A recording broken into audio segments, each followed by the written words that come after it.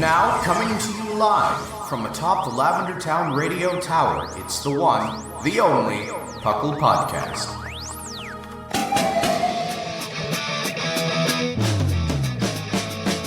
It's PUCL! PUCL! It's PUCL! PUCL! Pokemon Underground Champions League, oh yeah! PUCL! PUCL. And welcome to the 479th episode of the PUCL Podcast. I am here with my fellow co-host. I guess I'm Trainer Thatch, your host, and I'm here today with my fellow co-host, Seth Vilo. Hello there. It's morning. I need coffee. Yeah, you should have some of that. And then also Clod9. How diddly do, everyone.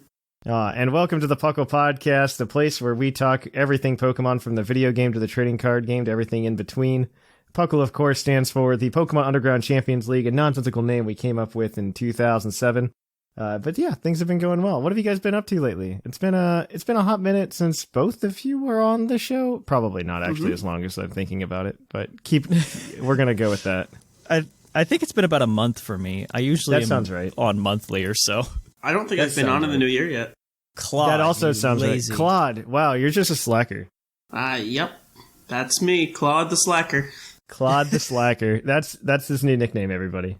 All right. Perfect. Changing it in Discord. Go for it. But as far as me, I've been doing a lot of stuff for the draft league. Mm-hmm.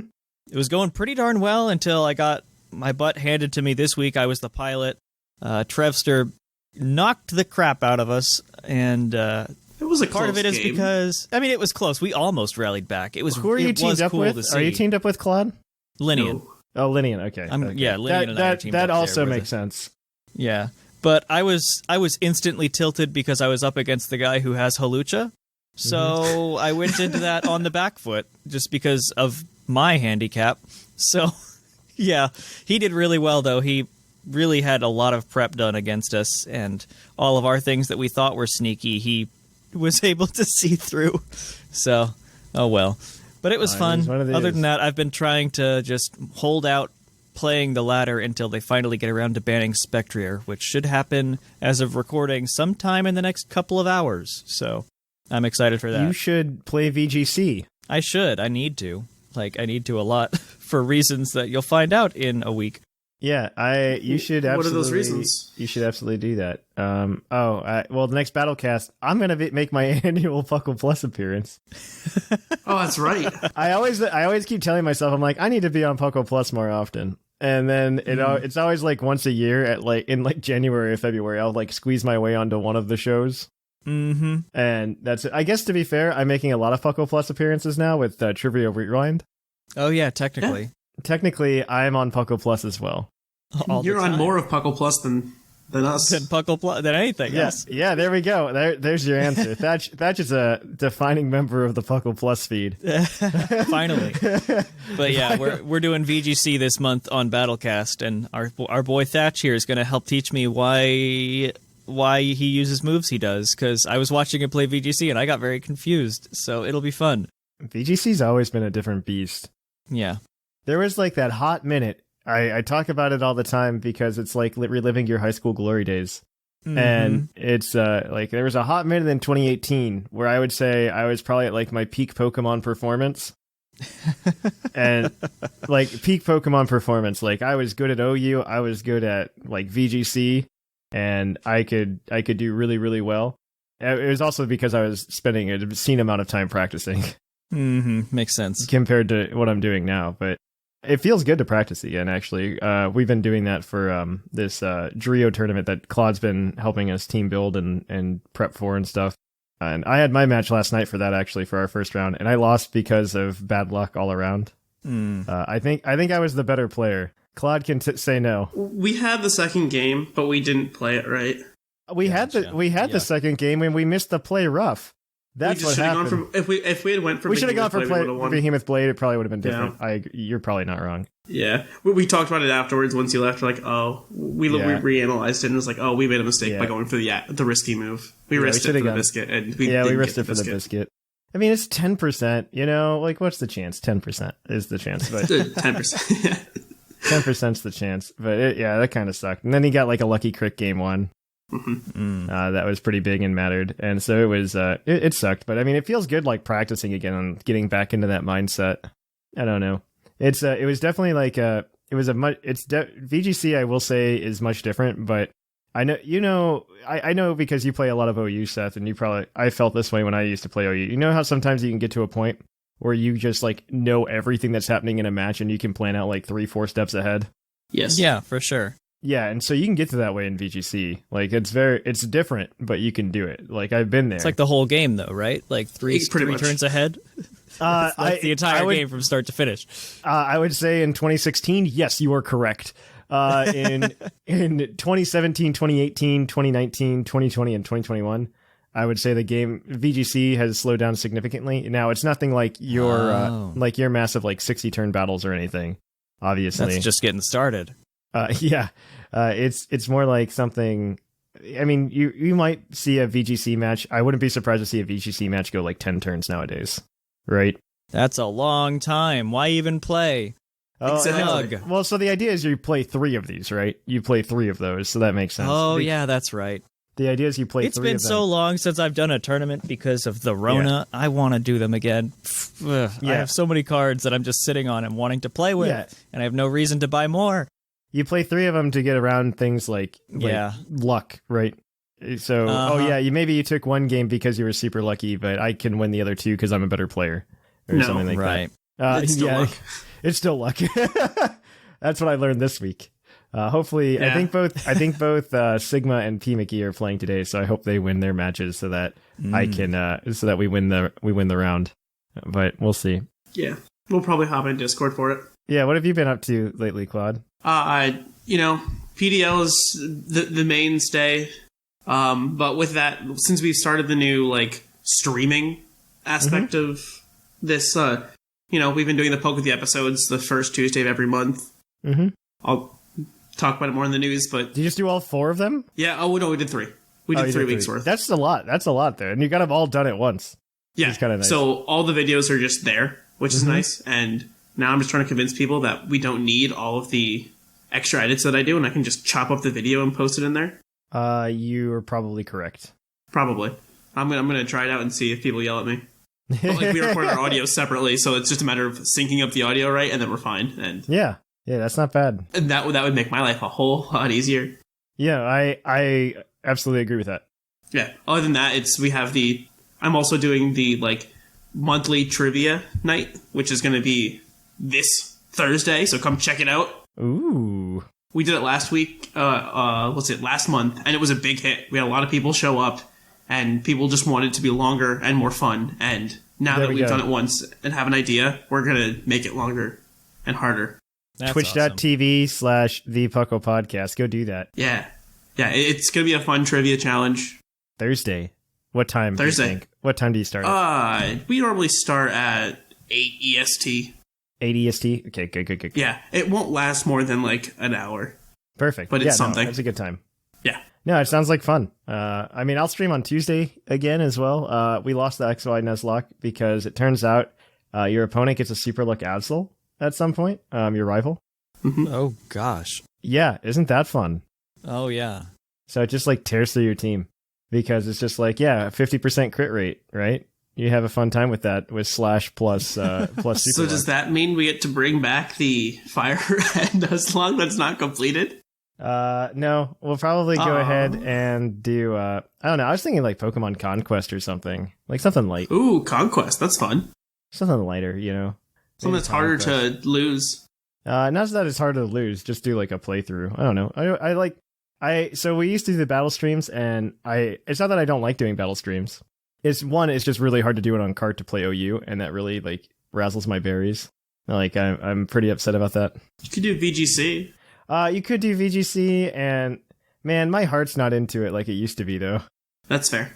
Mostly because Neither like is my heart. I had aspirations of like maybe being able to like do the circuit at one point, and then I went and I did that. After I did that regional, like my VGC taste essentially was satiated. Like I was like, yeah, I did one regional, I'm good. I felt the same way about, I should do the Players' Cup. Had a team prepared, and then I'm like, I have to actually make this team. Yeah. Ugh. And then never did it. It's kind of like, that's kind of where I'm at with it. I was just like, yeah, I did it. I'm kind of done. But I like doing more laid back things. That's why I did the Nuzlocke to begin with, because if you do something more laid back, I can actually interact with the chat and everything. Yeah, I've been doing a lot of Nuzlocks just in my free time, just to, get the Pokemon and feeling back. Yeah, no, I absolutely think Nuzlocks are a cool way to experience Pokemon. I just like being able to talk to people and hang out with them and do cool things. See, I learned I only like the first half of Nuzlocke. Like, the early game is my favorite part because it's because after a while difficult. you just kind of snowball. Exactly. So I'm like, I just want to do this early game of like, all right, this guy has a Pidgeotto, and how do I beat this Pidgeotto? And we all only have like level 10s and 12s, and it becomes much more of a challenge in my mind. And I like that, like, playing through of team building that game. But just that I've played through like the beginning of like 3 or 4 games now, and I'm like, that's all I want.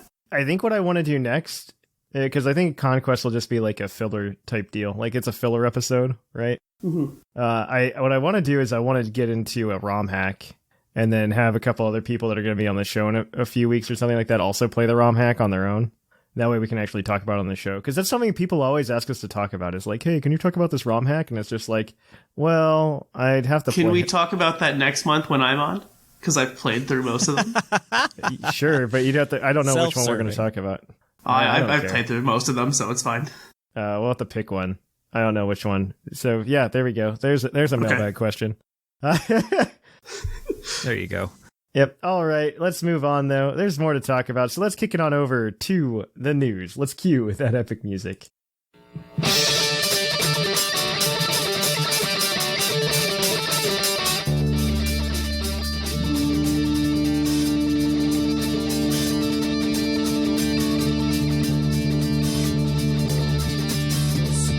Coming to you live from the Lavender Town Radio Tower. This just in. And welcome to the news. There's a few things to talk about. One, Nintendo finally released their quarterly report. I shouldn't say finally. They do this every quarter, right? At the end of January, at the end of April, at the end of July. Yes, and the end of October. They always release their quarterly report with sales figures. And the sales figures show that Pokemon Sword and Shield have surpassed 20 million copies, which is impressive because I think the last Pokemon games to do so were Gold and Silver. Let's Go also is just creeping right along. It's finally crossed that 13 million mark. Good for them. I don't know. I find Let's Go to be like the most interesting case when it comes to the sales numbers, just from like a video game industry standpoint. Mm-hmm. Because it sold 10 million copies within the first like month, right? Yeah, and now we're at 13 million. Well, everybody got the real game, and so they stopped caring. Yeah, that's the answer. Like Pokemon Sword, the reason Let's Go, you have to look at these with like lenses on too. I would say most games on the Switch, especially if they were previously like a handhold exclusive series, they just get a bump for being on Switch. Yeah, the install base for Switch, I think, has finally surpassed that of the 3DS, which is crazy to think about because the 3DS sold very, very well. Yeah, and the Switch is selling even better. Though. Yeah, the Switch is just cruising right along, man. Who would have thought that combining a mobile gaming system and a home-based gaming system was a good idea? I know, right? Who would have thought the perfect system would sell well? Yeah, right. I think mobile especially, just because of how much people are moving around nowadays as well. Like, I'm not going to lug a PS5 around with me. No one's moving around. No one's moved around for about a year. Well, not right now, but in general. Claude. Okay, but I can't pick up my PS5 from my living room and then go lay in my bed and play my PS5, Claude. Yeah, okay? that's moving you don't around, have a Claude. TV on like a little trolley that you can move around with your PS5 attached to it? What you need to do is you need to get one of those clamps that you put on the side of your bed frame, and you can have your Switch just floating above your face. Your arms under the blanket, holding the controllers to your side, not even together. To your side, yeah. Just and you're just doing the game, and while the thing is hovering above your face, it's the perfect way to game. There we go. I've never thought of it like that. You're welcome. I usually just keep mine plugged into my PC, and then I just Oh yeah. Well, you have to remember as well. Like they actually have data on this. Like the amount of people playing the Switch, both portably versus in docked mode, and I think it's something like most switches are 90 because they collect your data like every other company. That's so cool, though. I want the data. And it shows that it's like 90% of the time switches are being played in portable mode, like overall. Yeah, for sure. And that's why the Switch Lite's doing so well. I'm just waiting on that Stardew Valley update, yo. Yeah, right. Okay. That Stardew Valley update. We love Stardew Valley. In other news, we're a Pokemon podcast. Yeah. The next and final question mark batch of the episodes for Pokemon Journeys will be released in Netflix on March 15th. I think this is the end of Journeys before they go into whatever's after Journeys. I think the question mark is more for like, is it actually happening? I don't know. I believe it is. Or is it ending? And I don't know. Something interesting about this that so McGee puts together this news document for us every week. Yeah. And he the thing that he didn't put on here that I should have mentioned to him and probably should have talked to you guys about before is this is really interesting. So Pokemon used to be on Disney XD, right? Yes. Right. Yeah, and it used to be weekly. And it wasn't until recently, it was like earlier this week, maybe the week prior, that they finally pulled it off like Disney XD's website. You could used to be able to watch old episodes on Disney XD's website. Oh.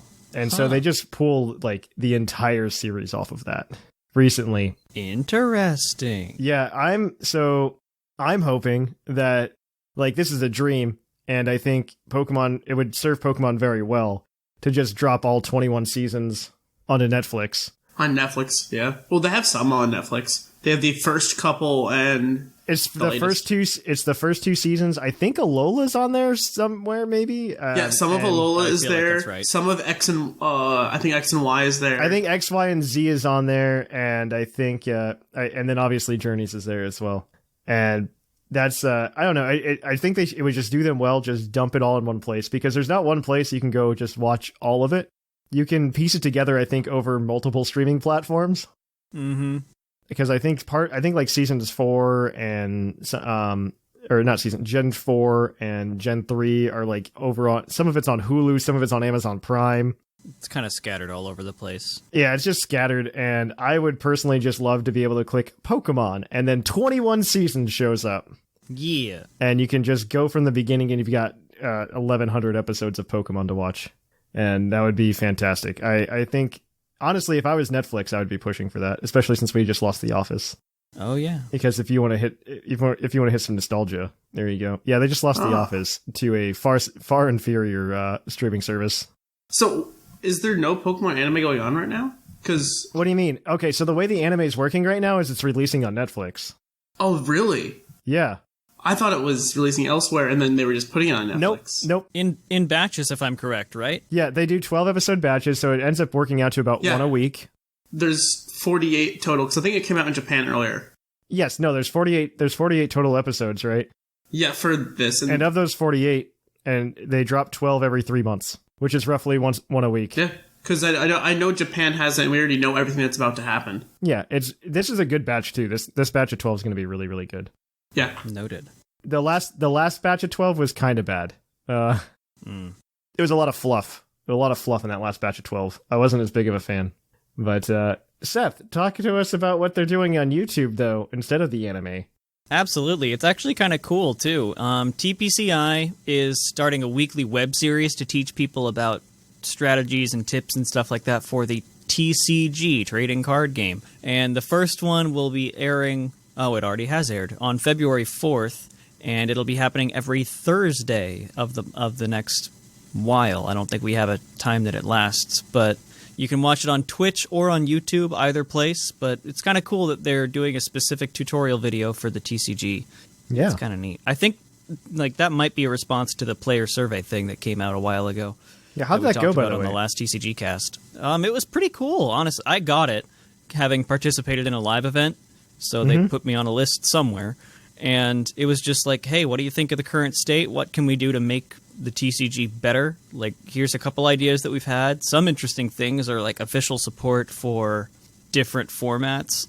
Like, I think I can't think of a couple, but yeah, it was cool to take the survey and definitely hard click that yes, please ban things in standard button. But yes, that they still haven't done. No, of they're course not not. going to. They still haven't. They're too scared to dethrone the king.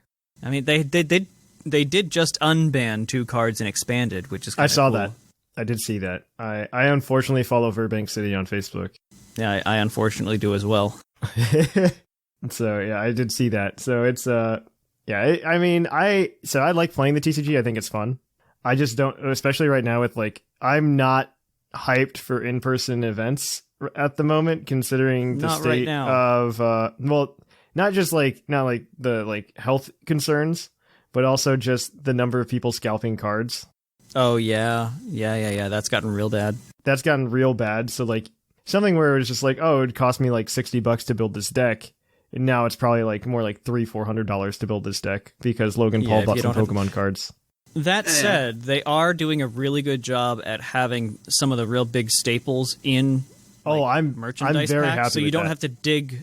Like, if I need an Eldegoss, all I have to do is find an Eldegoss tin. I don't need to, number 1, find the cards, number 2, pray that an Eldegoss is in them. Like, they even have a Crobat box now. No, they've been doing really well. The price of Crobat's going to drop then. There's an ADP box or Yeah. like deck with it comes with like 2 Zacians. Yeah, they're trying their best. I think they're doing a lot, like the most of what they can on their end. This is a lot better than I've seen from them in the past. And I think I've said this before, but back in like the XY era when I was actually playing TCG, Shaman was like the big deal, right? Shaman got up to like $80 or something at one point. Oh, I Which remember. if you play Magic, you're just like $80, and it's just like, yeah, but you need 4 of them, you know? Yeah. And Oh yeah. I'm like going to League. I'm not gonna go play it. It's just so I can have fun at League against the other people who have Shaman, you know? Yep. So that was a pain in the butt. But I remember always being like, oh, they need to release a tin. They need to release a tin. And they never did it for Shaman. They never released a tin for Shaman. Well, technically. They did after it was out of rotation. They did like that big one. Which, speaking of which, one of the things in the player survey was them talking about possibly reprinting a lot of the expanded staples. They should. I think they absolutely should. Yeah. Like an expanded. I think one came out in Japan, too. Yeah, I think they should redo, because expanded, for me at least, like as I'm going to call myself a casual. And Yeah. I would say that's one of the reasons I don't want to get an expanded, because I didn't collect cards back in black and white. Yep, and you got to go find them now. Yeah, and I started really collecting in X and Y. And so I have a bunch of XY cards on, but before that I have like nothing. And so there's a couple of those cards from black and white that are still very much played. Yeah, those ace specs damaged are $40. Yeah, exactly. And I think it's kind of ridiculous Gosh. in that regard. I don't like that. That's weird. I hope they fix it. Yeah, I know. It's expensive, Claude. I know. I did a little bit of the TCG online for a little while and then realized, oh, I can't do this. I would be more than happy to play. Like if it was like Seth and like Sigma were just like, hey, we're gonna go to this regional, do you want to come with Thatch? I'd be like, yeah, sure, I can put together a deck and we can go. Heck yeah, once everything gets normal again. I'd be like, yeah, let's go get together, let's go hang out at the regional, and let's go play some TCG. I would build a deck and join you guys, not knowing how to play. Yeah. Yeah, I would absolutely go just be like, okay, what's doing hot right now, and like play around with it a little bit, maybe throw a couple different cards in, just to get my own flavor. Like, I don't expect to do well, but I'll get, maybe I can go buy some of the cool merch at the regional. What was the last time a grass deck topped and we're going to play it? I think the last time was Decidueye. I think it was Alolan Executor Rowlet. Alola Executor Rowlet did pretty good recently. Because that's my only claim to fame was, winning the PUCL tournament with Venusaur Sceptile. Only because I countered the entire meta.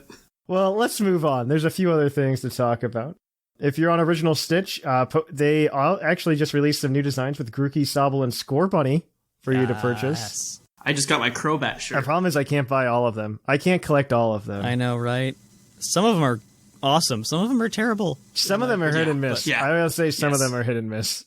I swear, if they do Sableye wrong come later this month, I'm going to be so mad. I have 2 shirts and realized after I got my second one what my actual size is in their sizing standards. So my first one is slightly too big that I have to go get tailored, and the second one is perfect. And I'm like, all right, I have one that's perfect and one that's just a little bit too big. I'm waiting because I'm losing like a ton of weight, and it's mostly because I want to, because I turn 30 soon, and I was tired. I'm like, my metabolism's gonna disappear soon. Yeah. So I'm like, I should go get in shape. My metabolism is forever.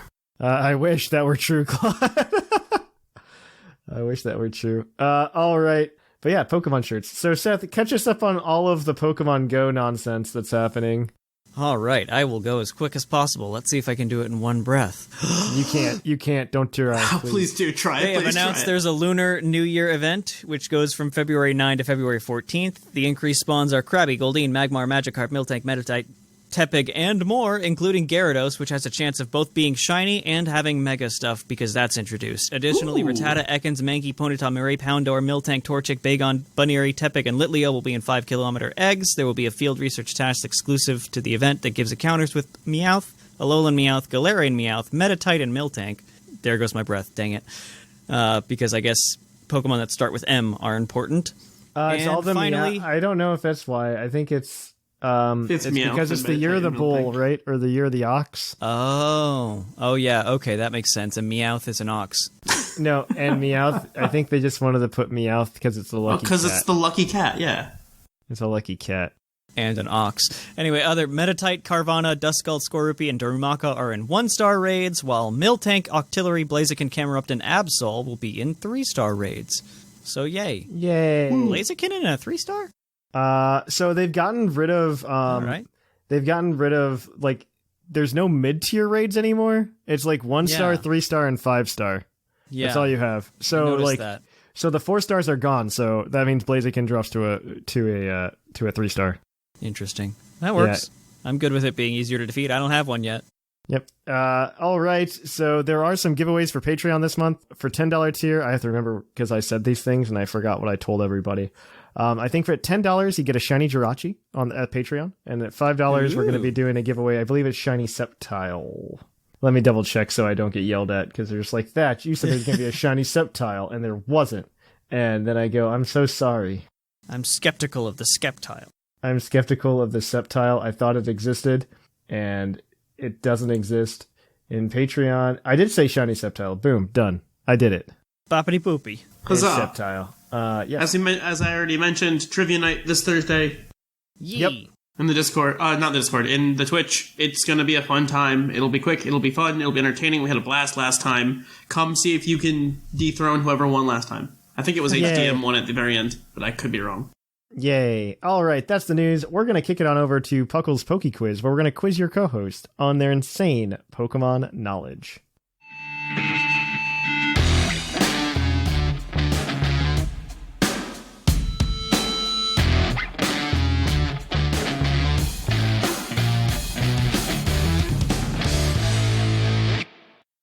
Oh hi, and welcome to the Poke Quiz, the part of the show where we quiz our co-hosts on their insane Pokemon knowledge. I'm Mark, here to explain the rules.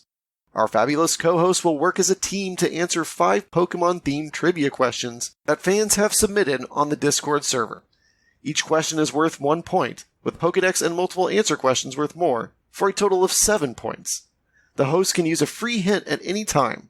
If they get all the answers correct and do not use the hint, they can cash it in for an 8th point. And welcome to Puckle's Poke Quiz, the part of the show where we're going to quiz your co-host on their insane Pokemon knowledge. Thank you to Mark from the Dunsparce Gang for reading off those rules for us. So we're going to get started then, guys. Your first question this week is going to be from Trainer Sleeve. In Generation 8, which environment gives Nature Power the highest base power? Oh, I hate that. Yuck. Don't they turn into different moves depending on where they are? Isn't one of them Earthquake, which is 100 base power? Or Stone Edge, so I'm guessing Sand. That's my answer already. But environment, like desert environment? Yeah, I think that would make the most sense. Because if I remember Nature Power, I thought grass was always like Bullet Seed.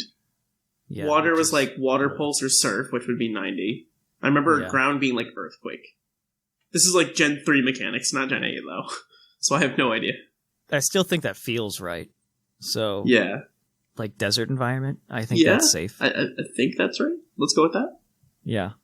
Desert environment is your final answer. That is unfortunately incorrect. Cool. The answer in Generation 8 is water, because it turns into Hydro Pump now, giving it a base power of 110. From Generation 6 onwards, it actually removed all physical options from Nature Power, so it's all only special moves. Oh. So it means that Earthquake is no longer on the list, and the next move with the highest base power is actually Moonblast in Misty Terrain. Ew. Of course. Fun facts all around. All right, so you guys are 0 for 1. Yay. Your next question is going to be from Charizard Stan, or Aaron C. These 2 Gen 1 Pokemon were unable to damage Steel-type Pokemon outside of Struggle until Generation 4. Which 2 are they? Actually, if you just give me one, I'll give you the answer. So they're unable to damage a Steel-type Pokemon before Gen 4. Like And at they're all. Gen 1 Pokemon? They're Gen 1, yes. Coughing and wheezing are the first 2 that pop into my head. Like, but they can learn Flamethrower. Could they in Gen 1? Yeah? No. It's the same evolution line, so I'll just take the evolution Yeah. line if you can get it, by the way. Oh, okay. That almost makes it worse. Arbok got Bite. Muck got Pound. And Grammar Yeah. got Pound. Actually, I think Coughing got Tackle, too, so it's like... Yeah, I mean, they can damage it that way. With 1 point of damage, but it's still damage. So the Pokemon that couldn't damage it was... Did Magikarp get Tackle in Well, Gen it's 1? an evolutionary line. And yes, it got Tackle. Okay. One of the Pokemon in this evolutionary line can damage a Steel type. I will make that clarification. To me. Well, it's So this changes a everything. It's a 3-stage. 2 of the Pokemon are in it. Oh, A and they're three- Gen 1. Oh, Weedle. And Kakuna. Oh, yeah, Poison Sting. That's it. Yep. Their only moves are Poison Sting until, like, later And on when they Harden. start to get Bug Bite. Yeah. It's just Weedle and Kakuna. Yeah, I think so. Weedle and Kakuna is correct. In Generation 4, they gained Bug Bite, Yeet. allowing them to damage Steel types finally, to live out their long dream. You guys are 1 for 2.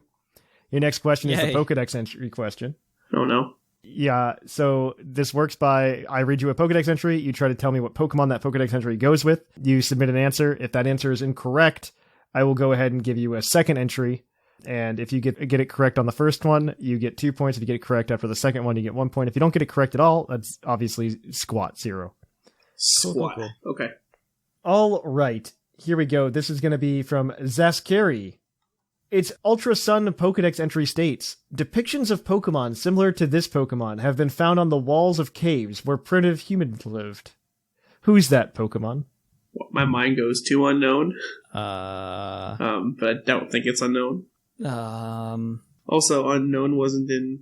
Yeah, I don't think Sun it was in Moon. Ultra Sun, Ultra Moon. It wasn't, so it's not that. Primitive versions of it? Is it maybe Mamoswine? I'll say, is there Maybe. a totem anywhere? It wouldn't have been that. Because Mamoswine wasn't in the decks. It was just there in Sun and Moon. Okay. But I'm not sure what Ultraswine is. My mind goes to, like, Xatu, maybe. Maybe? I don't know. I think we need another entry. Yeah, I think we need another one. Okay, I'll just give it to you. Second entry. Its Pokemon Sword Pokedex entry reads, it moves while spinning around on its single foot. This Pokemon has been seen spinning on their heads. Baltoy. Hitmontop. Single foot? It's definitely Single Baltoy. foot? Yeah, I think it's Baltoy. Are you locking that in? Anything else spin around on 1 foot? I can't think of anything, so No. yeah, lock in. Baltoy is correct. You guys are 2 for 3. Yay. Your next question is your multiple answer question. Yay. This next question has 4 answers, and I hope that you can answer them, Seth. Oh boy. So for each Pokemon, you will get 1 point, except for the 4th Pokemon, you'll just get bragging rights on that one, for a possible total of 3 points for this question. Okay. So this one is from Spike. The lowest base special attack in the game is 10. This stat is shared by 4 Pokemon. What are these Pokemon? Oh. Oh, So- no. I'm pretty sure I know this if you Okay. know. What do you got? You'll get 2 strikes and then you're out. You have to lock in each answer for me. Okay. So Bonsly I know has 10. Okay. And I'm pretty sure Alolan Sandshrew also has 10. That makes sense. And I feel like Shuckle's in there too. Okay, there's another one. That's all I knew. I knew Alolan Sandshrew has like the lowest possible like special attack. Yeah. Are you going to lock any of these in? Yes. Lock in those 3. Yeah. They're all correct. So you're at your Great. maximum number of points. Alright, what's the 4th one? I want to figure this out. The 4th one is Feebas. It was going to be one of the fish. Okay. I mean, you guys got 3 points. You guys got 5. You're 5 for 4 I now. wanted the bragging rights. Yeah. No bragging rights for you. It was one of the fish. I knew it. I knew it was one of the fish. Magikarp has a base special attack of 15. What was that? Yeah. I thought Magikarp was 15, so I was going to say Feebas. Feebas is at 10, yeah. All right, so your next question is your base stat question as always. What Pokemon is the lowest special attack? That would be pretty good. This is from Coil. What poison-type Pokemon has the lowest base attack stat? Lowest base attack of a poison type? Yeah. Okay. You also have the hint, don't forget. These lowest ones trip me up. I guess we just go ahead and cash in the hint. We can't use it for anything else. Yeah, go why for not? it. This is a bug poison type. Bug It's poison? a bug poison type? I wonder what it could possibly be. Maybe if we hadn't said it already on the podcast. Is there any way that we're wrong? Yes. It depends on what you say. How many bug poisons are there? 3 immediately. I will that can say think of. this was a previous Dustox. answer to a question today as well. It's a previous answer, Seth. The question is, which one do you know it? Between the two, Weedle or Kakuna, no, I don't know. So the only reason I know it is because with the Weedle to Kakuna line is one of the few where Pokemon evolves and then goes down in attack stat. Oh. Yeah. Okay. Go for it. So it's Kakuna. Yeah. Kakuna is correct. Kakuna has a base attack of 25. Wow. Weedle has a base attack of 35. And then it jumps up to 25, and then 150 with Mega Beedrill. Buddy has 30. Ghastly also ties with Weedle at 35, and Toxel has 38. Okay. Yeah, but that gives you guys, I think, 6 points today. That's going to put you in the standings. I don't know if either of you are in the standings right now. Nope. I think I am somewhere. You are not. I am not. You are They not. refreshed. It refreshed about a month ago. Oh, yeah, because I think I got Whimsicott to like 29 points or something dumb like that. I think that's what happened. All right. So, in first place, we have Whimsicott with 18 points. In second place, we have Linian with 8 points. What? In third place, we have a tie between Seth Vilo and Clod9 with 6 points. Hey. She was on like 3 shows in like 5 weeks. So, Oh, yeah, that would do All it. right. and then tied for 5th place in the 3-way ties, P. Mickey, R. Sigma, and Sublime with 5 points. Everybody else has yet to get on the board. All right. I gotta make a push in Q4. I wanna win one of these. You have to. You have to. Or we kick you off the show. I think that's how that works. Oh gosh. Uh-oh. Oh god. All right. My time is coming. Maybe not this quarter, but the one after. I'm gonna have to Yeah, that's how it Just works, I think. sign up for every week until someone yells at me. All right. With that said, we're going to go ahead and kick it on over to the topic. Hey, everyone. Be sure to check out the YouTube this week for the first extended mailbag. This is something we hope to make weekly. And if your email didn't get on the show, maybe your email's over there. You want more mailbag? That's also a great place to go. So make sure, check it out. youtube.com/PuclPodcast.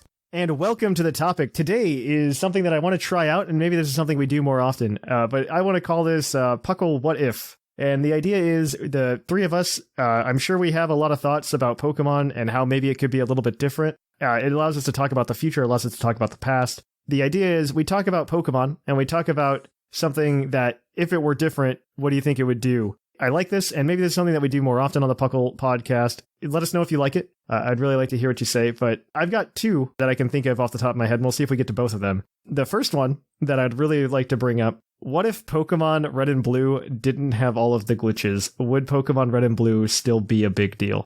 Oh. Yes. Huh.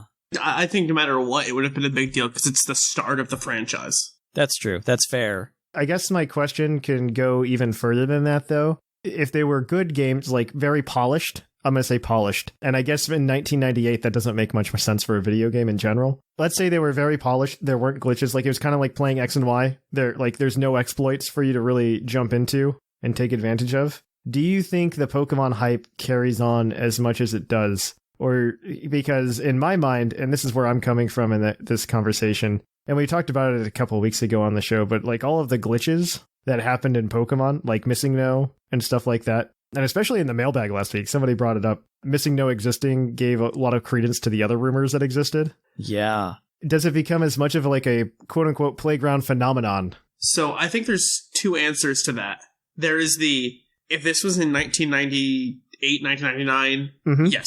Like, if X and Y was released then, 100% they would keep going because at that time it was all about, we're going to make sequels of these games that do well and get more money. because I think of all the other games that came out. So, like, I don't think it would have ended there if, like, X and Y came out by itself, like now, without any other Pokemon games. No. I think that would have been its own standalone game that would have gotten a lot of hype, but then would have been over. It would have been like, I see it almost like, if anything, like Animal Crossing, where it's like, oh, cool, this is super fun, and then now it's basically dead. I keep saying this, and somebody's going to be like, Thatch, you say this all the time, but like Pokemon's really the Beatles of video games. No, I mean, that is like a very perfect storm created by the technological limitations at the time. Yeah. And it's not something that can be repeated, at least not in the exact fashion. Because I think the biggest example I can think of in recent memory of like something trying to go the route of Pokemon is Yokai Watch. Yeah, I tried to copy it. Or something. It tried to copy all of Pokemon. It tried to do everything. It tried to do the anime at the same time to launch it for the hype. It tried to make a really cute mascot character in Jibanyan. Jibanyan's still cute, but that's a discussion for another day. I just wonder how much of that also just played into the zeitgeist of the internet not being big outside of just, oh, hey, we can dump all of this media at once on these kids who are very impressionable, including myself. Mm-hmm. But like how much of it was really driven with like playground rumors. That's what I was going to say. Yeah. Yeah. The whole playground thing. Yeah. I don't know that we would ever hear about a kid who's just like, oh man, I beat the Elite Four 100 times just for funsies, right? They were beating the Elite Four 100 times in a row because that's how you unlock the Pokegods. Yeah. And the only reason like something like that makes any sense to think about is because things like MissingNo and other glitches in the game that happened. Because that rumor probably helped drive the possibility of more crazy things existing in the games. Mm-hmm. I would also like to throw out that I know you've mentioned it quite a few times on the podcast before, Thatch, but the way that it started in that you couldn't necessarily like fact check everything because there wasn't really an internet back in that day and time.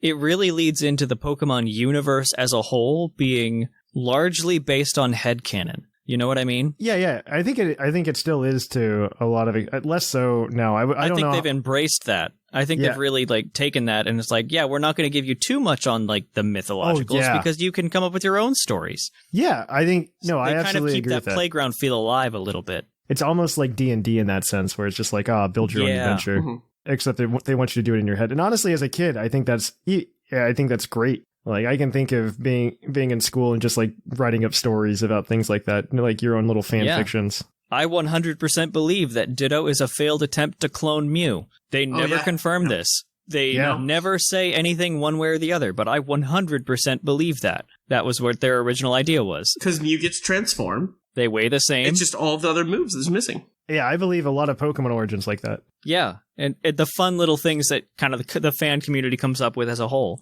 Mm-hmm. Like the giant Pokemon in the first anime were Dynamaxes somehow. Something like that. I've seen that kind of rumor. I never thought about that, because they do have that one episode with the giant Pokemon. Yeah. Maybe Eternatus accidentally popped there, dropped a couple pieces of star whatever, and there's a giant Dragonite and Alakazam. And Jigglypuff, don't forget Jigglypuff. And Gengar. And Tentacruel, I think, too, right? There was a giant Tentacruel. That was a totally different time, though. But it might have also been Dynamax. Well, no. So the Dragonite was at a different time too. The Dragonite was at Bill's Tower. Was at the? Oh yeah, you're right. At Bill's lighthouse, and then you had the one episode that had the giant. So size does matter. Yes. Yes. I really think that what made Pokemon so special back when the Red and Blue was that alongside the game you had the anime. And that original anime, like when we look now back on it, like isn't the best, but at that time, like that's what fueled all the different thoughts and theories because it delved into all this deeper meaning into everything. I think if the game was more polished, you wouldn't have that kind of like fun aspect of like, oh, my Sandshrew has beaten 100 other battlers, and I need one more to win. So I would say season 1, especially of the anime, I think the first 5 seasons kind of fall into that category that you're talking about. Up until the end of Johto, essentially. The anime had a different tone than it does now. Like now I would say it's just like very vanilla Saturday morning cartoon type deal, which Saturday morning cartoons don't exist anymore, but which is RIP, right? RIP indeed. RIP indeed. Yeah, it's just something that really hits me in the heart. So there's actually somebody who talked about this that I watch. His name's It's Black Nerd Comedy on YouTube. He's really into all of the 90s nostalgia stuff, and his least favorite thing in the entire world is Pokemon.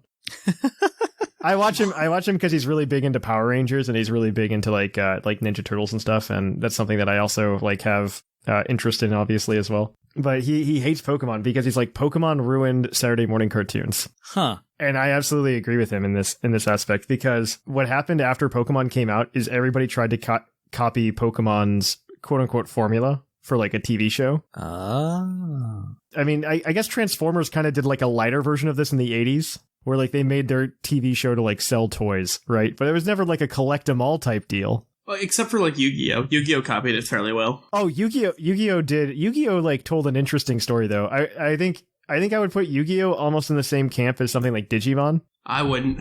They told way better stories than Pokemon in their anime. They both could have done that, but I don't remember like Digimon being nearly as big as... Oh, no, it wasn't. I don't think it was nearly as big, but I would say... There's another YouTuber I watch, his name's Billiam. He doesn't do a lot of Pokemon reviews, but he's like does a lot of Digimon reviews. He also does like a bunch of those 90s cartoon stuff. That's just a real suckers for 90s cartoons. Digimon definitely told a better story. Like there's it absolutely 100% told a better story. It was much better in terms of story. Yeah, I agree with you. It wasn't nearly as big, but like you have a bunch of these cartoons that are kind of following the same formula of like, here's some kind of monsters / card game / robot collectible that now has a video game / a probably really bad trading card game / something else, that they're also trying to sell, and they all just follow this format. I can think of a few right off the top of my head that like don't exist anymore that definitely tried the same thing. Metabots. Oh gosh. Mega Man NT Warrior. I mean, these are just things I think off the top of my head, and they're just like, they follow the Pokemon quote unquote formula, but they're not Pokemon. Mm-hmm. They made probably decidedly worse versions of that. So I don't know. Pokemon in that regards, I think it kind of ruined TV in a way, but then the rise of the internet doesn't help either. Yeah. At the same time. Perfect storm. Yeah. Perfect time storm. Pokemon was the perfect storm. Absolutely. Yeah. I've got one random one, and this one might be, I don't know, kind of weak, but we're just sitting around an imaginary couch right now. So yes. You know what? Weak ideas are fine. Yes. What if we had all 18 types in Gen 1? I think then the game was more well thought out than it was initially. Yeah. I don't know. I think Pokemon was obviously like an act of, it was like a work of passion, because you hear the stories of them developing it. Like, it's not like some of them were going broke developing it. Then it ended up being like 4 of them programming it at one point. It was just, they literally developed one of the Yoshi games, Game Freak did, literally just to stay afloat to make Pokemon. Wow. So if it had all 18 types, I feel like the 150, like, it wouldn't work. You would need to have more than that. If you think about it, they actually were intending it. I think they chose 150 because it was a nice round number. But if you actually look in the code of Red and Blue, there's actually index numbers for Pokemon up to 190, I believe. Yeah. And if you actually try to inject the Pokemon with those index numbers and then you trade them to Gold and Silver, it turns into things like Scizor, and it turns into and Steelix and stuff like that. Oh, wow. So they had prepared it already. Like, I don't see Gen 1 and Gen 2 as really separate generations in the way that we might think of like Generation 3 being separate from Generation 4. I think that Generation 1 and Generation 2 were very much thought of at the same time. And they were just like, well, what are the best 150 that we have? And they threw in 150 and they said, good enough. And they called it a day. We'll figure out Dark and Steel later. Well, I don't think they thought about Dark and Steel because I don't think a lot of playtesting went into a quote unquote competitive format in Pokemon at that time. And they were just thinking, oh, let's have fun and like battle our caterpillars. And then Alakazam became unbeatable and... Well, yeah. And then they realized like, uh-oh, we done goofed in a lot of ways. Yeah. Because we messed up our type chart. We need to fix our type chart. Because, I mean, we think about just the Dark and Steel type coming in and like nerfing Psychic in that way. But they also, in Gen 1... The Ghost problem. Yeah, Ghost is not super effective to Psychic. Isn't Psychic like immune to Ghost? Psychic's immune to Ghost in Gen 1. Really? But there's no Ghost moves besides Lick, isn't there? It's Lick. Lick is the one that could do super effective damage. But it is, which is also a problem, which is why we got Shadow Ball. the Pokemon type chart in Gen 1 is like a complete mess. Yeah, Poison was super effective against Bug, and then it became resisted by, which I find funny because of like it resists the poison now. Yeah, like that's one. The one that everybody also forgets, and which I think is absolutely bonkers. The one that I think is absolutely bonkers from Gen 1, I believe, is the relationship between fire and ice. It's like absolutely crazy. So fire is super effective against ice. It is super effective against ice, but ice onto a fire type isn't resisted in Generation 1. That's weird. I don't like it. That was fixed in Generation 2. Generation 2 did a lot of changes to the type chart. So Gen 2, best generation of Pokemon? So, like, in nostalgia, I go, man, Gen 2 is where that's, like, Gen 2 resonates with me, but I will admit it's on a purely nostalgia level. So this brings up a question that I have. What if the Pokemon games went in reverse order? So instead of Red and Blue, like being in Kanto, it was Red and Blue in Galar. Whoa. And then you think Gen 2 is we're adding on, like, Alola. Okay. And it just went in reverse order. I'd ask, why were we in Japan the last 4 seasons? Yeah, that's a good one. I would say almost to some extent, and maybe this is rose-colored glasses, I would be like, man, remember our new Gen 6, which is Gen 3? I'd be like, that was pretty solid. Then I'd be like, but it was really cool when we got that really bad Kanto region, and then we could go back to Johto. Kanto's very bland now, and I think you could really tell that in Let's Go Pikachu and Eevee. Yeah.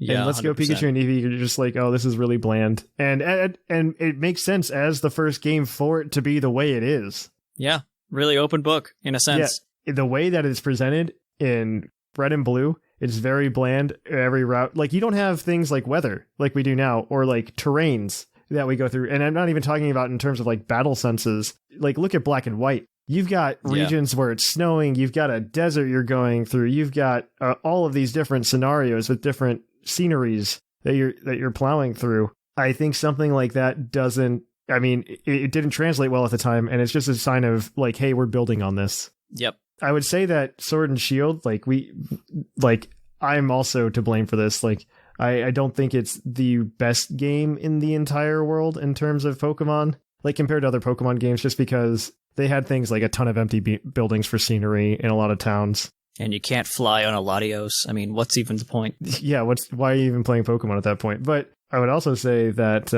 that's probably just part of growing pains, right? Like, I'll give them the benefit of the doubt at this point, at this juncture. Like, Generation 9, maybe we ramp that up a little bit, right?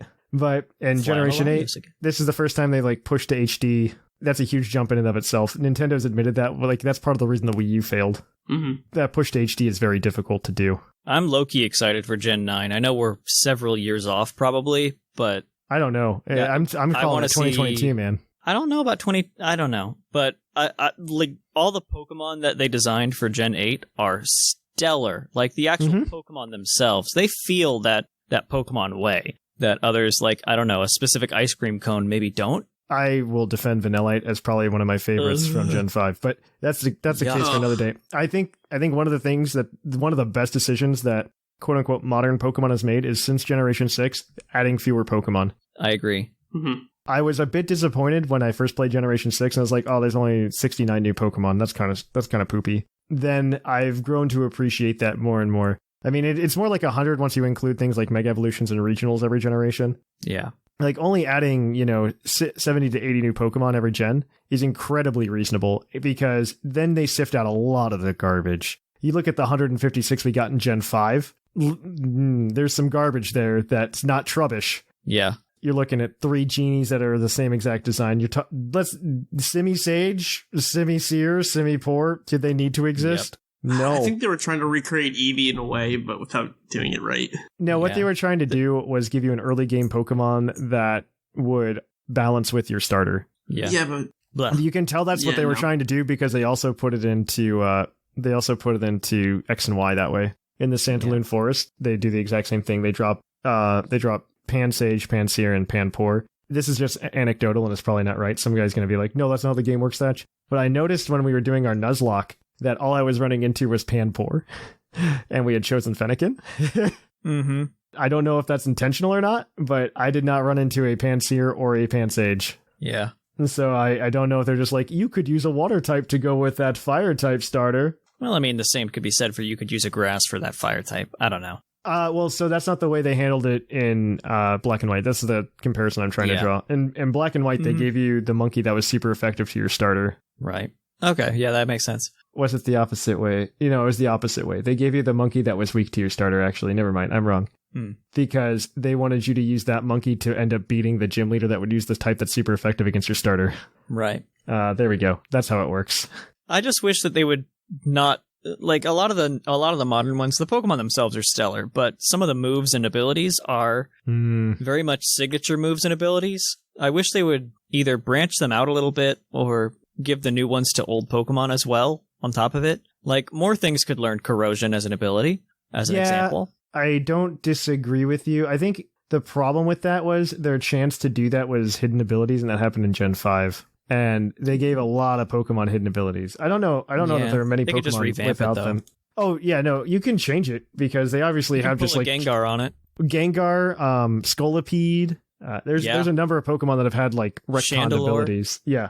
So what happened in Gen 5? Because remember there used to be a whole bunch of these hidden abilities that existed, and they're like, no. And they just like decided it wasn't happening anymore. They were never available. One way or another, they were never made available in the Gen 5 game. Mm-hmm. And in Gen 6, by the time that one came around, they changed what the hidden ability was. For example, Chandelure used to have Shadow Tag, but they never made that available in the game. So functionally, it didn't. My biggest question is, like, I don't know, like hidden abilities in Gen 5 were awful, by the way. Like obtaining them was absolutely awful. In original Black and White, the only way to get hidden abilities was to play Dream World, which I do not wish on anybody. Right. You had to collect Pokemon. You'd get like one per day, essentially. You can go get one Pokemon per day on Dream World, which is an online browser. Yeah. Mm-hmm. They did have the breeding mechanic for hidden abilities still back then, by the way. They did have the breeding mechanic for it. However, you'd have to still roll the dice on whether or not that Pokemon you transferred was a female to be able to transfer the ability in breeding. And if you didn't, you're just like, well, I'm SOL because I'm not going to find another Gligar tomorrow. It was so bad getting hidden abilities. It was so bad. Black, White, and 2 tried to help. I'm going to put emphasis on tried with hidden grottos. But it was still a pain in the butt to get a lot of hidden abilities until Gen 6. The grottos were cool. I will say that. The grottos were cool. I'm a sucker. And this is something I wish would happen more often. And this is maybe me, just the Animal Crossing player in me, going, man, I miss dailies. Yeah. I mean, it gives you a reason to play it. Yeah. I don't know. I never got into the dailies that much besides like this item is only available on this day. And then I'd go get it once and be done. I'm thinking more of something like Gold and Silver. So like my nostalgia for Gold and Silver is very strong. However, I understand that the leveling is really, really, really, really, really, really, really, really, really, really, really bad. Yeah. But the dailies they had were amazing. Like Wet Friday Lapras, you could battle your rival on another day.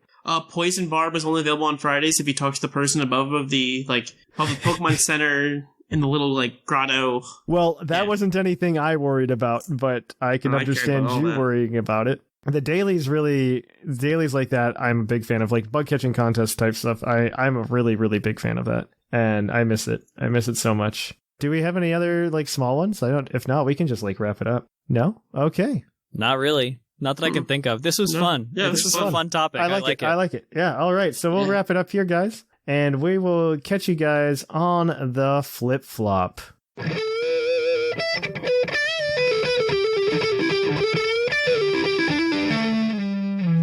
of the episode.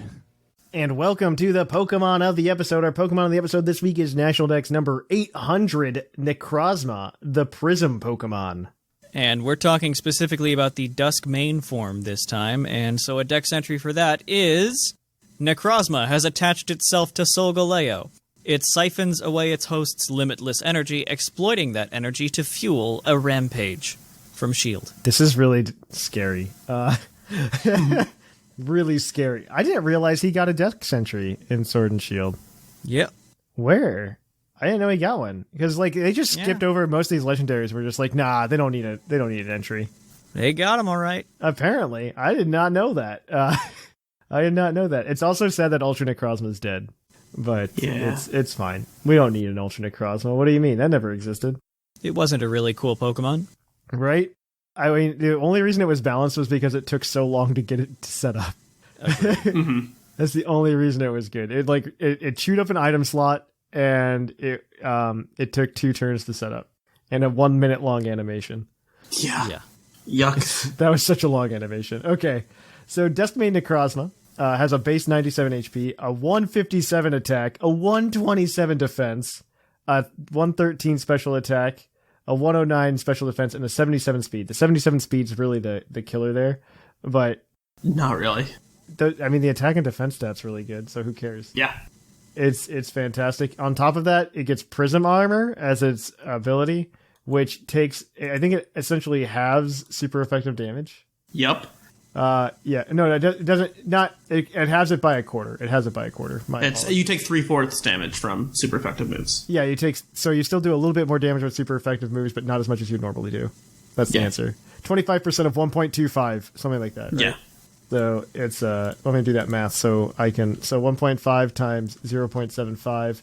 You're doing 1 1/8 damage. There we go. So you're doing a little extra, not a lot though. Nope.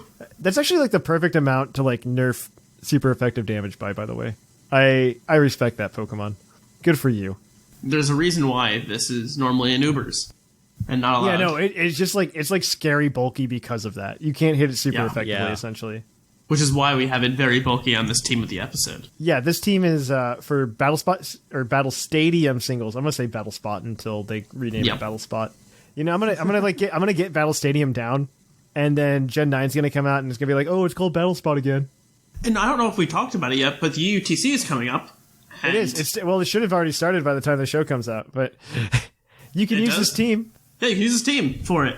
And that's the whole purpose of the month, is all these teams will be UUTC compatible.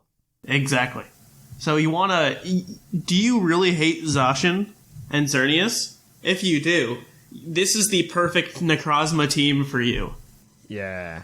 So this Necrozma that we have on this team has a leftovers, 228 HP, 4 attack, 4 defense, 44 special defense, and then 228 speed, with a careful nature.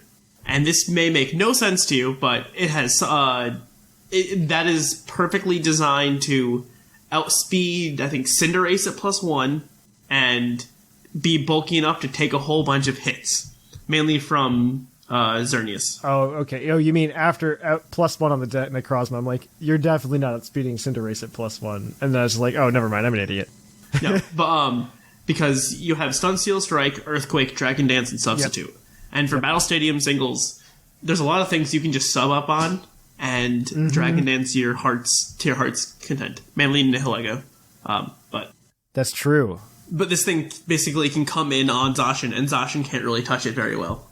Yeah, no, it can't. It cannot. Yeah. And if it can, it's using close combat, and at that point, it's useless. So this is arguably one of the better counters to it. With that, though, we have another pair with it because we really hate Zacian, and that's Landorus.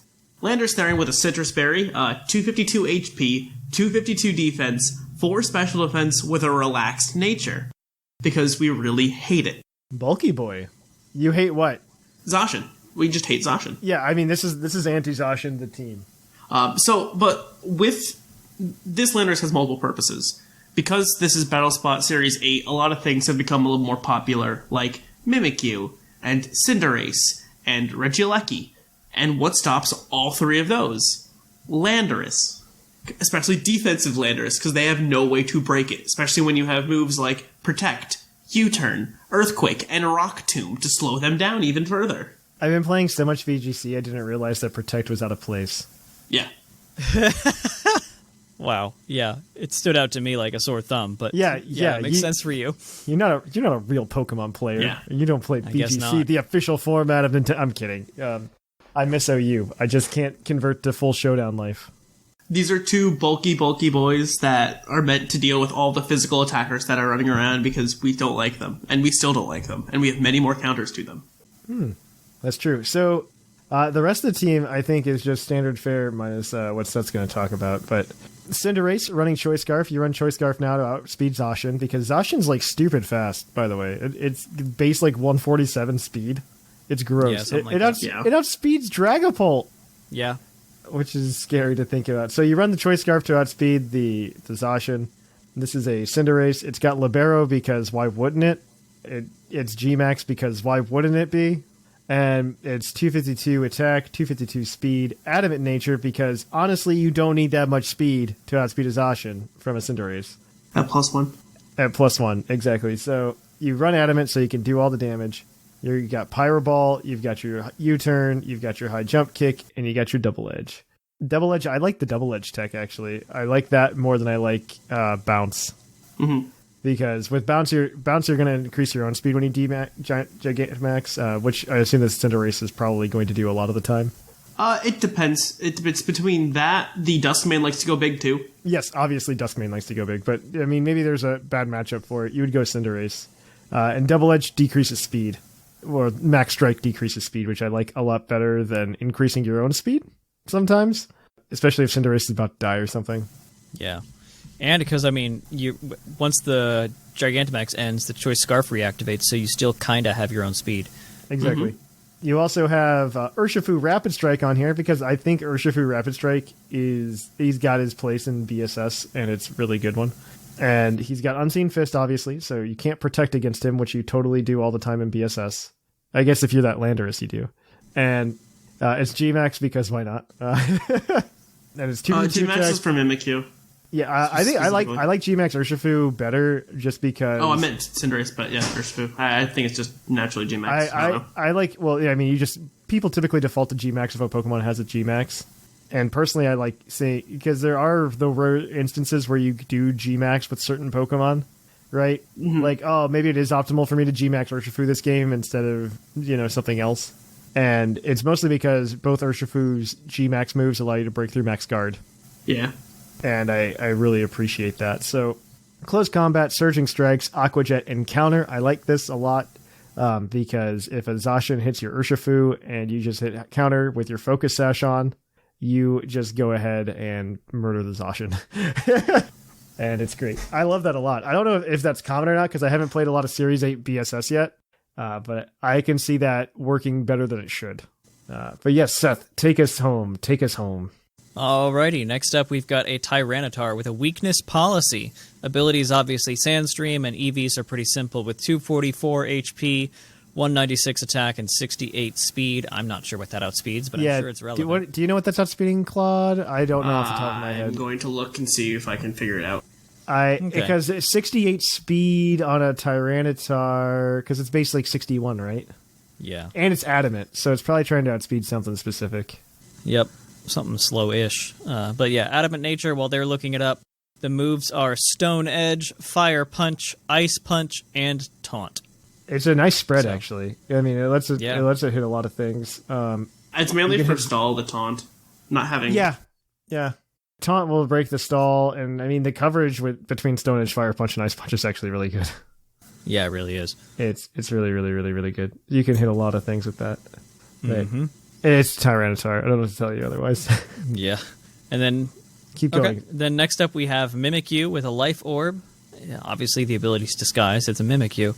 The EVs are 228 HP, 252 attack, 28 speed with an adamant nature, so just fully going into setting up and hitting hard. Mm-hmm. The moves are Play Rough, Shadow Claw, Swords Dance, and Shadow Sneak. Priority setup is pretty good. I don't disagree with that 28 speed, actually. I like that. Mostly, I'm sure it's outspeeding something with 28 speed, but Mimikyu usually isn't, like, just outspeeding something. I think it's, base 90 speed? It's not just outspeeding something, it's going to... There's a big threshold between the things it needs to outrun. I like that a lot, actually, and you're putting it into bulk is a good idea. That Tyranitar outspeeds by 1 point, like a no speed base 69, which I don't know if there is any. That's just what the calc shows me. Nice. Okay. Yeah. So it would outspeed Scorbunny and Gourgeist and Palpitoad. Those are good things to outspeed. I have no idea why it's running that 68 speed then. Unless there's like an adamant version of something else that I'm missing. A timid... I'll try one more thing. What is Colossal's base speed? Slow. 30. Okay, that's not that then. So, slow. All right, but I like this team. We're just going to give up. They can tell us. Yeah, it was very good. It outspeeds not max speed. Never mind. Just stop it. Just stop it. You're done. I'm gonna find it. I'm gonna find it. We We quit. We don't care anymore, Claude. We're over it. You don't, but I do because I think it's max speed colossal. All right, but it's if you want to use the team will be up on the Discord, and you can check it out, and you can watch Claude drive it. Yes, we recorded these out of order, so you may get a spoiler for next episode. So take it for what it's worth. I don't know. I like this. I like this team. I'll try it out. Yeah, this team was a lot of fun. It was surprisingly good. Like, Yeah. Necrozma lives many more hits than you would ever expect. It's very bulky. That's what I've learned playing VGC actually recently. Both Solgaleo and Duskmane Necrozma are actually incredibly good in VGC right now, I think. Mm-hmm. But yes, that is where we'll leave it. And we're going to kick it on over then, guys, to the mailbag. It's mail time! Send in your emails! Mail! And welcome to the mailbag. The mailbag is the part of the show where we read your emails on the show. You can send them in to us at puclpodcast@gmail.com. We typically have a prompt, but if you don't want to answer the prompt and you've got other cool things to say, we'll definitely read them as well. Last week we asked you guys what things confuse you in Pokemon, and we've got a few emails to help to talk to you guys about with that. I'm very excited to get to them. I am more importantly excited to announce to you that this segment is brought to you by the fictional energy drink Green Tauros, the energy drink that gives you hooves. Hooves! Yay! And without further ado, we'll get to our first email of the episode. It is going to come to us by none other than Trainer Sleeve. So, Seth, you've got this one. You betcha. Hi everyone, hope you're doing well. Sleeve here with some thoughts on what doesn't make sense in the Pokemon world. Firstly, Team Magma Maxi. This guy's supposed to be pretty smart. He presents himself as having a background in science, and yet he wants to replace all of the water in the world with land? How does he expect to be able to sustain any life on his barren wasteland of a planet when he sees his plan through? Did he research anything prior to kicking this plan off, or think at all for that matter? This kind of behavior I would expect from Archie, who at least presents himself as an ill-educated and impulsive person. I'm so sorry to everyone who likes Archie, Ozzy in particular. If I may interrupt, I would Yeah. like to point out that characterization of Archie did not exist until Oraz. That's true, yeah. Oraz definitely fleshed out both of the ways they present themselves. In the That original said, Ruby I and much Sapphire. prefer this Archie to the other. Oh, absolutely, absolutely. This Archie is way better. I love Pirate Man.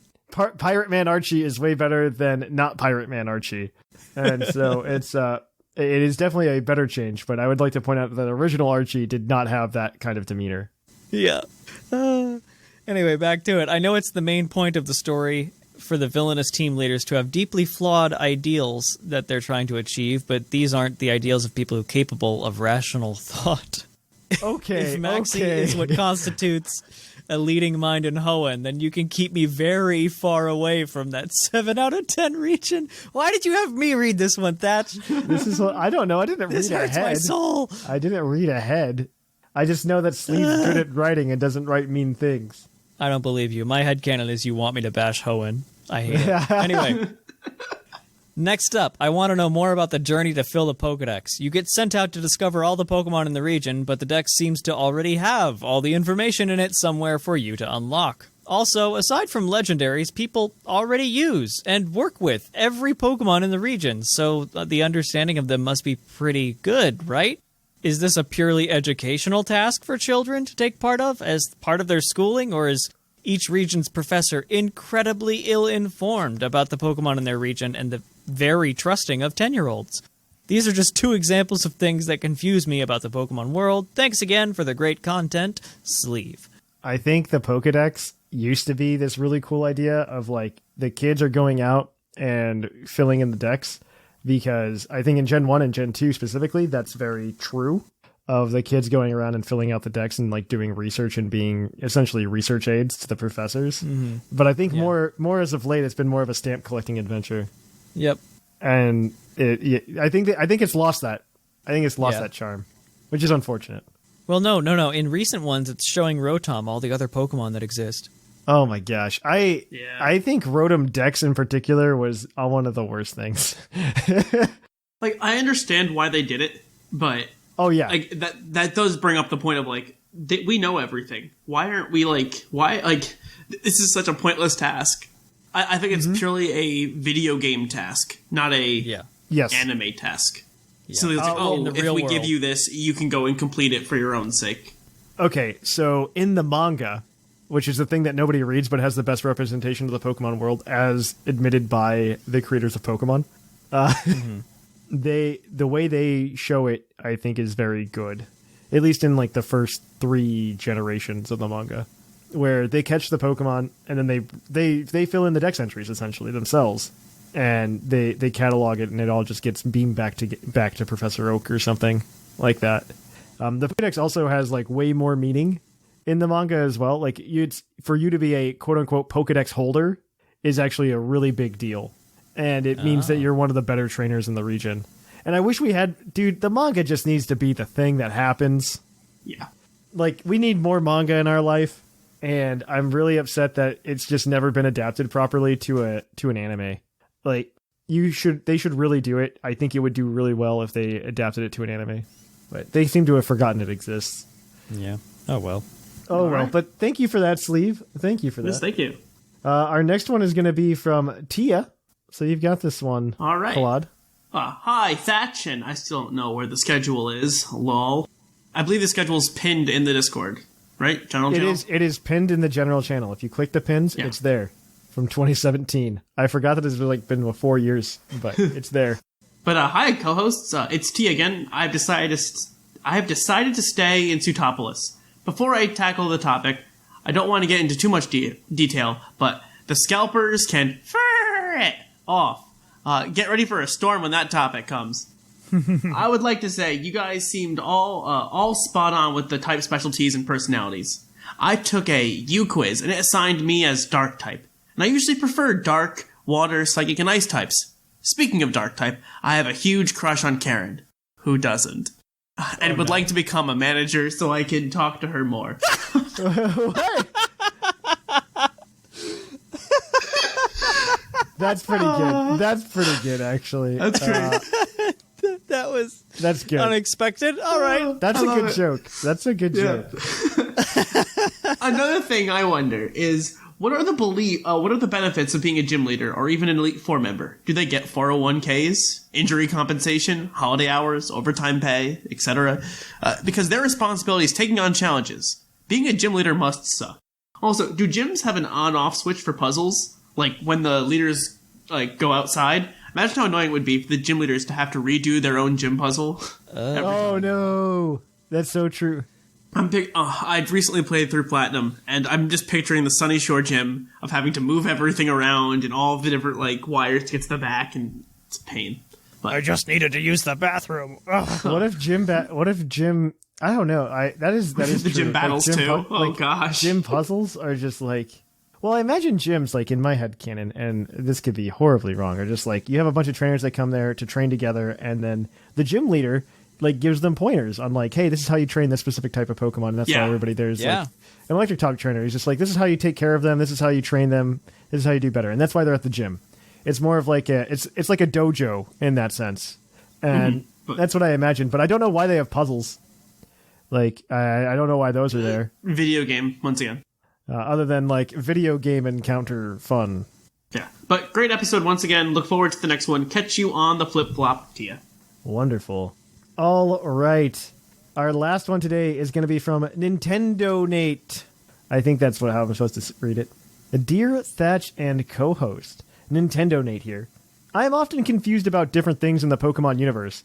One of the most baffling ones for me are certain moves certain Pokemon can learn but shouldn't be able to. How can Rhydon learn Surf and Whirlpool? I think there's actually a reason for this, and I forget what it is. There's a reason for this, though. They also had a really cool anime episode on it, by the way. Where there's a surfing Rhydon jumping from island to island or something. It's really cool. It's really not cute. surfing. He was swimming, okay? And you could probably ride on his back while he's swimming. He weighs 1,000 pounds. Oh, well, whatever. Rhydon is 4 times weak to water type. So swimming only matters on buoyancy, Seth. It doesn't matter about your overall weight. I know. Okay. Rhydon is 4 times weak to water type, so how can it douse itself in so much water and survive? How can both Ghastly and Wooper learn Ice Punch? I don't know if Ghastly can anymore, but Wooper definitely can. I think it can somehow. Wooper's got a tail, right? Yeah. I imagine that Wooper I imagine Wooper's punching you with its tail. I like to think that an arm pops out of Wooper and punches, and then just like reverts back in. I think That's actually what happens. You're giving 100%. Wooper too much credit. Neither of them have hands. I suppose Wooper could use its tail. Oh, he got there. And Ghastly could ram into people. Ghastly's head is its fist. Ghastly conjures a fist with gas and punches you with gassy fist. Gassy fist. But I wouldn't consider that a punch. Another thing that stumps me in the Pokemon universe are very obscure evolutions like Magikarp and Gyarados, Feebas and Melodic, Remoraid and Octillery, Clamperl and Gorbis, and, well, you get my point. Actually, Gorbis makes more sense than all of those, I think they all make sense. We're going to disagree about that. Remoraid into Octillery, to me, is the most wild and confusing. Which one did you say? I said Remoraid into Octillery. Oh yeah, I don't think those were intended to be the same Pokemon. That is a bony fish into a no-bone. No. Well, its whole design is based on, it's a gun, and we're going to turn it from a gun to a Now tank. it's a tank. Yeah, I know that. no. It makes more sense if you look at their original designs in the beta. Like Yes, the original that's designs true. of Remoraid and Octillery in the beta, there's way more similarities because I think they both wear the same helmet in the Yes. beta, and so it makes way more sense. There's a lot more uniformity in that regard. A Clamperl and Gorbis, like even like when you evolve Clamperl into Huntail, Huntail's tail looks like a Gorbis. Yeah. And I think, well, I don't know if Gorbis looks like a Huntail on its tail, but it's kind of the same idea. And so I think that one's fine. I think Clamperl to Gorbis and Clamperl to Huntail are fine. Magikarp to Gyarados are based on a Chinese myth Yep. of a The fish jumping over a fish jumping over the Dragon Gate and becoming a dragon. Feebas and Melodic, they say it here, are kind of made Ugly to contrast ugly and beautiful, which mirrors the Ugly Duckling storyline. There we go. Remoraid is modeled after a gun and Octillery is modeled after a tank. The rest I have no idea. Thanks for listening. Good luck. Happy catching, and catch you on the flip side. Nintendo Nate. We're going to look up to see if there's like a real reason for Gorbis, but I'm saying we made fish, and that's the reason that we have Gorbis in Pokemon, because I find that they just really like having Pokemon. Yeah, its tail does not look like a Huntail. That's unfortunate. Gorbis, let's find out. Gorbis, the not really that good Pokemon. Let's see. I used to be better until the nerd stuff. It's just based on an oarfish, it says, or a pipefish. That's all. And then it sends you Which are terrifying. Being able to bat and pass Shell Smash used to be its one niche. Yeah, it's still not good. It's still not good. Huntail, is there like a how do you get a clam to evolve into a fish? That's a good question. I don't know the answer. You evolve it. Like what's like the reasoning there? I guess this. Okay, I am also now confused. So the deep sea tooth re-alters the structure of the Clamperl when trading, and it just metamorphosizes. You see. You know what? I'm for it. The clam part of Clamperl isn't actually part of it. It found that, and the pearl is an egg. Yes. Yep. Figured it out. Actually, you might be right. Let's find out. Let's find out what. You might be right. I mean, that makes sense. Like that's logical to me. And then we take in some parts of alligators where like temperature determines if it evolves into the Gorbis or so to Clamperl itself, like the pearl inside of the clam, is based on the eggs of a fish. So Heyo. Hey, there's your answer. We figured it out. Good job, team. High fives all around.